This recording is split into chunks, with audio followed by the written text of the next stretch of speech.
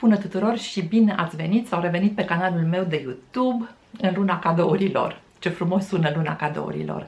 Și pentru că este luna cadourilor, astăzi vreau să vă dau câteva idei, să vă ofer un pic de inspirație pentru ceea ce ați putea oferi celor dragi, fără însă să rupeți contul de la bancă și fără să cheltuiți peste măsură. Cu toate că știu că este foarte, foarte plăcut să faci cadouri, uneori sau aproape întotdeauna este o plăcere mai mare să oferi cadouri decât să primești, o să încep cu un disclaimer, în sensul că oricât de mult ne-ar plăcea acest lucru, este bine totuși să fim un pic economi, să ne gândim la bani și să nu încercăm să facem niște cadouri care ne depășesc posibilitățile doar din dorința de a impresiona, doar din dorința de a epata, de a părea ceea ce nu suntem de fapt. Până la urmă, așa cum se spune, gestul contează și dacă este un cadou bine gândit, dacă este un cadou personalizat, ales cu drag, contează mult mai mult decât ceva foarte impunător și foarte scump, un produs de lux pe care nu ni-l permitem și care pe termen lung, sau mă rog, pentru următoarele câteva luni ne va face să suferim pentru că am cheltuit mai mult decât ne puteam permite. Ăsta este disclaimerul pe care vreau să-l fac la început de video. Este luna cadourilor, vrem să oferim ceva frumos celor dragi, dar totuși să nu ne depășim limitele este foarte, foarte important, pentru că până la urmă banii sunt, în cele mai multe cazuri, cu greu munciți.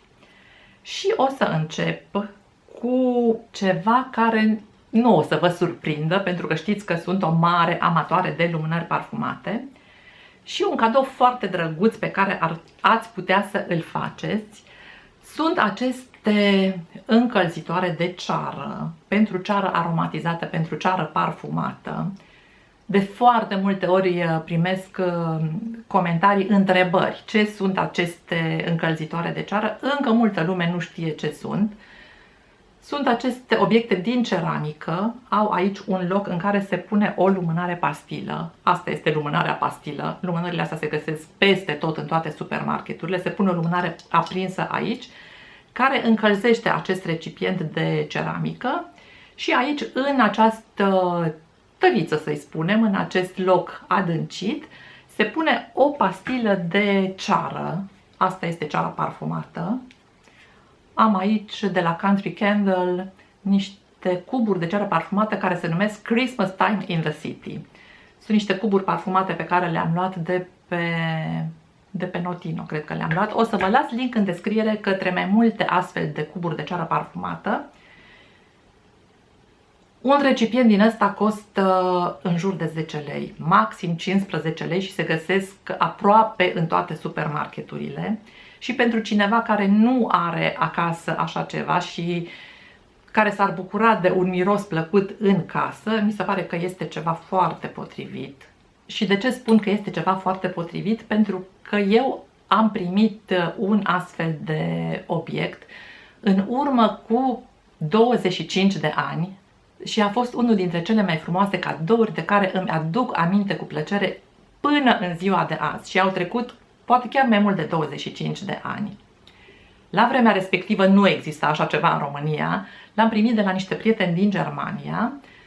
Nu exista nici ceară parfumată în România și atunci puneam apă în acest recipient și în apa aceea puneam câteva picături de ulei esențial sau, dacă nu aveam, pentru că nu prea aveam, s-a terminat repede uleiul esențial pe care îl primisem, puneam esență pentru prăjituri, esență de rom sau esență de vanilie, știți fiolele acelea care se găsesc la magazine, la raionul de prăjituri, de articole pentru prăjituri și mirosea în toată casa ca și când atunci aș fi scos prăjitura din cuptor. Desigur există recipiente din astea și mai fancy, mult mai scumpe, mai decorative, handmade și așa mai departe, însă unul din ăsta își face aceeași treabă și la fel cum există aceste cuburi de ceară care sunt relativ ieftine, unele costă 12 lei, între 12 și 18 lei, cam așa le găsesc pe cele de la Country Candle, au 6 cuburi, Fiecare cub ține atâta timp cât arde o lumânare pastilă, iar o lumânare pastilă arde în timp de 4 ore. De 6 ori 4, 24 de ore de miros. Și pe urmă, dacă nu ai ceară parfumată, v-am spus, poți să pui apă și poți să pui un pic de esență de vanilie sau esență de rom, esență de migdale, ce fel de esență vreți voi și miroase foarte frumos în toată casa. Sau dacă dispui de un buget un pic mai mare, deci asta o să depășească 50 de lei, poți să pui niște, nu cuburi de ceară, asta sunt diverse forme de ceară foarte frumoase. Pe acestea le-am primit de la o firmă care se numește Buttermilk. O să vă las link în descriere. O să vă las link în descriere pentru tot. Așa arată ceara parfumată de la Buttermilk. Sunt forme de omuleți de turtă dulce, brăduți și sunt absolut adorabile. Deci asta ar fi prima idee de cadou sub 50 de lei. Apoi, rămânând în sfera parfumată, ar putea fi un parfum. Am câteva idei pentru niște parfumuri ieftine, care miros scump. Niște parfumuri pe care le-am adorat întotdeauna. Unul dintre ele este Gloria, de la Gloria Vanderbilt, chiar așa se numește și brandul și parfumul. Gloria Vanderbilt este un parfum care costă sub 50 de lei. Miroase a vanilie, este potrivit pentru sezonul rece, pentru toamnă-iarnă. Este atât de persistent și atât de luxos miroase, te învăluie ca o catifea.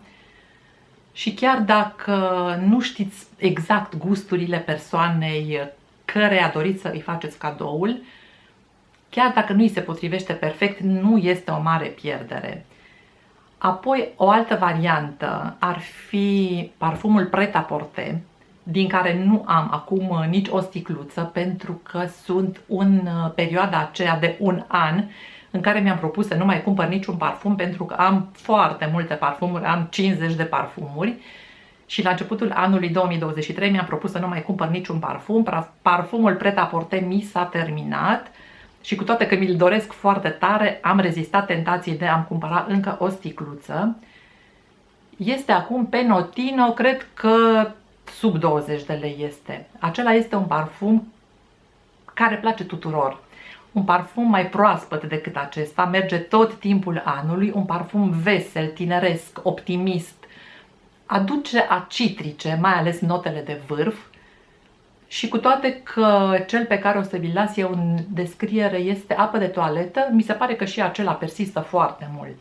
Iar la prețul de 20-30 de lei, zic că este o investiție extraordinar de bună. Și un alt parfum pe care aș fi vrut să vi-l recomand este Grès, de la Cabotin de Grès, un parfum care am constatat că s-a scumpit extraordinar de tare în ultima vreme. Tocmai m-am uitat pe site și am văzut că depășește 100 de lei. Nu înțeleg de ce, pentru că anul trecut pe vremea asta și nu anul trecut, chiar și în primăvară, era undeva în jur de 50 de lei o sticluță de 50 de mililitri, deci o sticluță mare. Acum am văzut că a sărit prețul și nu am înțeles de ce. Acela este un parfum foarte fresh, miroase a iarbă tăiată, proaspăt, a natură, miroase foarte natural și de câte ori am purtat acel parfum, deși pentru mine nu era în top 10 parfumuri, am primit foarte, foarte multe complimente. Cu toate că este mai scump acum decât bugetul de 50 de lei, o să vă las totuși link către el, merită să îl încercați. Deci aceasta ar fi o a doua variantă, o a doua idee pentru cadouri. Apoi, bineînțeles, cărți. Cred sau sper că tuturor celor din comunitatea mea ne place să citim și vă recomand cu drag să faceți cadou cărți, însă nu romane, nu neapărat romane, pentru că romanele se citesc odată și pe urmă lași cartea în bibliotecă pe un raft acolo și acolo rămâne uitată. Deci nu știu dacă este cea mai potrivită alegere să faci cadou un roman, însă o astfel de carte, cum este O mică istorie a artei, este o carte pe care nu neapărat trebuie să o citești cap-coadă, de la pagina 1 până la ultima pagină. Poți să o răsfoiești sau poți să deschizi oriunde cartea asta și să vezi ce s-a întâmplat în anul 1903, de exemplu. Are și un index aici la spate în care găsești artiștii, găsești perioadele și poți să mergi mai ușor dacă te interesează un anumit moment sau un anumit artist. Mi se pare o carte foarte utilă și bine de avut în bibliotecă. Sau poți să cumperi o biografie. V-am înnebunit cu cartea asta, cu viața intimă a lui Coco Chanel. Mi-a plăcut foarte mult cartea asta și de asta o recomand. Însă nu trebuie neapărat să fie biografia lui Coco Chanel. Uitați-vă ce semn de carte frumos am. Și chiar asta ar fi o idee minunată atunci când faceți cadou o carte, să puneți și un semn de carte lângă. Eu am ursulețul acesta din metal care are un ciucure roz din mătase și se potrivește foarte bine, nu cu o carte despre un personaj care a făcut istorie în modă, sau poate să fie o carte de ținut pe măsuța de cafea, a coffee table book, cea despre care v-am mai spus. De fapt, cred că toate cărțile astea au trecut prin mici recenzii la mine. The Little Book of Hygge, cuvântul acela danez care înseamnă un fel de coziness, un fel de biniște. Ăsta este cuvântul din limba română, sinonimul inventat de noi. Există și varianta în limba română sau Hygge Home, cum să-ți transformi casa într-un cămin fericit. Sunt niște cărți care de asemenea nu trebuie citite din scoarță în scoarță, ci le deschizi oriunde, vezi o poză frumoasă, vezi textul și îți creează imediat o stare de bine. O carte este întotdeauna binevenită, este un cadou care nu este foarte scump și care în mod normal ar trebui să meargă la sigur, rămânând în același interval al cadourilor sub 50 de lei. O idee pe care v-am propus-o de nenumărate ori și revin asupra ei și de această dată, sunt cadourile făcute în casă.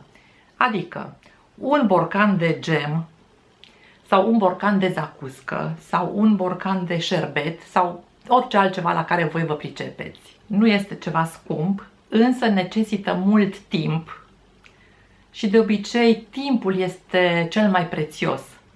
Așa că atunci când oferim un astfel de borcan cu gem cuiva, de fapt oferim din timpul nostru și asta mi se pare un lucru minunat.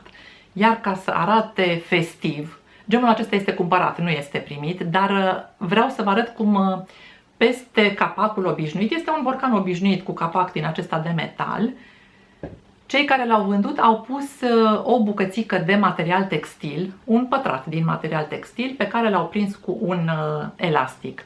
Și imediat aspectul borcanului s-a schimbat, arătând acum în acest mare fel. Am văzut capace din acestea, bucăți din astea de material textil gata decupate și mi se pare că erau în formă rotundă decupată, deci arată și mai bine, la magazinul Kik. Dacă nu aveți o bucată din material textil sau dacă nu găsiți la magazin să cumpărați bucățica asta de material, puteți să improvizați din ceva ce aveți voi acasă, sau dacă chiar nu aveți material textil, puteți să puneți și o bucată de hârtie pentru cadouri, o hârtie în carouri sau o hârtie aurie, ceva care să îl facă să arate festiv. Și în afară de capacul acesta, este foarte importantă și eticheta. Se poate pune o etichetă pe care o găsiți la raionul de papetărie, la raionul de rechizite școlare în supermarket, sau eu am niște etichete pe care le-am cumpărat de la Ikea în 2021, deci este ediția din 2021, dar cred că și anul acesta sunt. Și erau 50 de etichete care vin așa pe un sul, se desfac și pui în funcție de necesități acolo unde ai nevoie. Eu mi-am pus etichetele astea pe cutiile cu globuri, pentru că sunt niște etichete cu un contur roșu care dau un aspect așa crăciunistic. Puteți să faceți cadou și o sticlă de vișinată, de exemplu. Aceasta este o etichetă pe care tocmai v-am arătat-o din acel sul de la Ikea. O sticlă cu un design festiv, o sticlă roșie. Sticla am luat-o tot de la Ikea și cred că anul trecut sau acum 2 ani.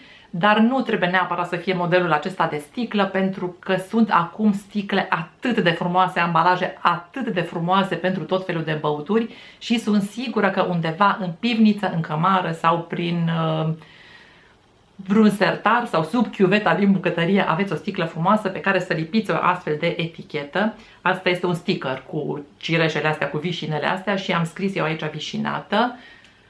Nu scriu eu așa frumos, am copiat modelul de pe internet.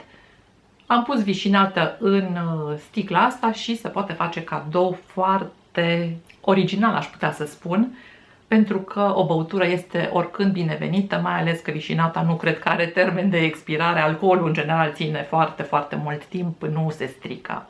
Apoi, dacă nu aveți nicio idee sau dacă niciuna dintre ideile astea nu vi se potrivesc, dacă nu vă plac, mi se pare... Știu că este foarte controversată ideea asta mea de a oferi bani, însă mie mi se pare un lucru extrem de bun, extrem de practic și știi că banii se duc într-un loc sigur unde nu se risipesc și nu dai greș cu ei niciodată. Eu mereu am primit bani în ultima vreme de la tatăl meu, de exemplu, când vrea să-mi facă un cadou de ziua mea sau de sărbători. Îmi dă bani, eu îmi cumpăr ceva pe banii ăia, nu plătesc factura de curent cu ei sau factura de gaz și întotdeauna cu banii de la el mă duc și am arătat ce mi-am cumpărat. Uite, tata, mi-am luat o bluză, mi-am luat o poșetă, mi-am luat bilete la teatru sau ce vreau eu să îmi cumpăr. Și mi se pare o soluție foarte, foarte bună. Dacă vreți să dați banii sub o formă mai deosebită, mai simpatică, mai amuzantă și nu neapărat să îi dați în plic, o să vă las link aici către câteva idei pe care le-am avut eu anul trecut. Cred că anul trecut am filmat acel video. De fapt, nu au fost ideile mele, le-am preluat și eu de pe internet, însă le-am pus în aplicare. Și vreau să vă mai arăt ceva înainte de a încheia. Nu era pe lista mea cu idei de cadouri, însă mi-am cumpărat ceva foarte drăguț de la Jysk anul acesta. Cred că așa se zice numele acestui magazin, care este un magazin danez care rivalizează sau ar vrea să rivalizeze oarecum cu Ikea. Este în același stil și mi-am cumpărat o decorațiune foarte, foarte drăguță. Adică acest brad din sticlă care este cu baterii și luminează în interior.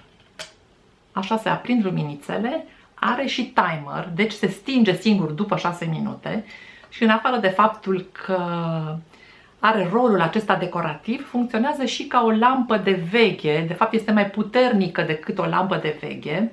De când am cumpărat brăduțul acesta, îl las aprins în fiecare seară și am o lumină atât de plăcută în dormitor, așa o lumină ambientală, care are un aer festiv, care mă duce cu gândul la sărbătoare, la Crăciun și ador brăduțul acesta. A costat undeva la 35 de lei, 38 de lei, nu mai țin minte exact cât a costat, în orice caz a fost la reducere. L-am cumpărat în urmă cu o săptămână și atât de tare mă bucură de fiecare dată când îl văd și atât mi este de drag și mi se pare o idee foarte drăguță.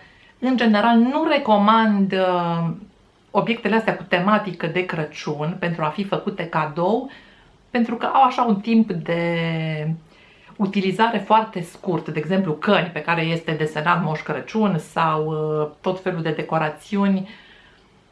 Deci asta este o decorațiune, dar mi se pare că este cumva atemporal și că nu o să se demodeze niciodată. Foarte, foarte tare îmi place. Nu era pe listă, dar am zis că totuși să vi-l arăt. Și înainte de a încheia, vreau să vă arăt bijuteriile pe care le port. Am din nou o colaborare cu Hey Happiness, brandul care îmi tot trimite bijuterii. De data asta mi-am ales acest lănțișor cu medalion în formă de trifoi cu 4 foi. Este așa perlat și te duce cu gândul la bijuteriile brandului de lux Van Cleef & Arpels. Deci mi-am luat lănțișorul acesta cu medalion în formă de trifoi cu 4 foi și 2 brățări. Aceasta în formă de șarpe, cred că așa se spune modelul acesta, șarpe. Și asta mult mai finuță, care are și un medalion, un pandantiv de fapt, care se poate pune și la lănțișor, se poate pune și la brățară. Este litera M de la Moldovanu, pentru că prenumele meu, Ioana, are o inițială care nu lasă loc de foarte multe interpretări caligrafice. I-ul este doar o liniuță simplă, am și un I de mai de mult și aș putea să le port pe amândouă împreună. Asta este brățara cu un M atașat și asta este brățara în formă de șarpe. Mi se pare că arată foarte bine în combinația asta, purtate așa câte două și au și bling-blingurile astea care se mișcă aici și care mi se pare că arată așa drăguț și îmi place tot ce strălucește. De fapt știți că asta sunt eu, îmi place ce strălucește și îmi plac foarte mult bijuteriile. Bijuteriile vin în aceste cutiuțe, vin într-un plic pe care o să îl găsiți în cutia poștală de cele mai multe ori. Uneori primesc aviz să merg la poștă după pachet, dar de cele mai multe ori găsesc plicul în cutia poștală, vine așa un plic mai gros și ca de fiecare dată când am câte o colaborare cu acest brand care are sediul în Berlin, în Germania, deci vine de undeva din Uniunea Europeană, nu trebuie să mergeți la vamă după pachet. Ca de fiecare dată când am colaborări cu această firmă, primesc niște coduri de reducere și de această dată am coduri de reducere pentru bijuterii. O să vă las și în descrierea videoclipului toate detaliile necesare pentru a beneficia de această reducere în cazul în care vreți să faceți o comandă. O să vă las și aici pe ecran codurile mele de reducere. De obicei, codul meu de reducere este Ioana Moldovanu, pe care îl introduceți atunci când faceți checkout la comanda voastră. Pe site sunt bijuterii atât din aur cât și din argint și argint aurit și sunt și bijuterii din niște aliaje de metal care nu sunt prețioase, însă care au marele avantaj că nu oxidează. Am bijuterii de la Hey Happiness care au deja o vechime de 6 ani. Cred că de 6 ani am primele bijuterii, sunt cele mai vechi și credeți-mă, încă se pot purta, au aceeași strălucire. Dacă cumva se matează, se înnegresc puțin, se murdăresc, le spăl cu peiuța de dinți, cu pastă de dinți, sub jetul de apă de la robinet și se fac ca noi. Nu știu ce metale folosesc, însă în orice caz sunt grozave. Bun, deci cam acesta a fost videoul de astăzi. Acestea au fost ideile mele pentru cadourile de Crăciun, cadouri sub 50 de lei, cadouri care sper să facă plăcere celor care vor primi lucrurile de la voi. Cel mai de preț cadou pe care putem să-l oferim celor din jur este timpul nostru și timpul de calitate petrecut împreună. Acesta a fost videoul de astăzi. Eu vă mulțumesc tuturor pentru vizionare. Dacă v-a plăcut acest filmuleț, nu uitați să-i dați un like. Contul meu de Instagram este ioanaspune.ro și m-aș bucura foarte tare să mă urmăriți și acolo. Iar până data viitoare vă doresc numai bine.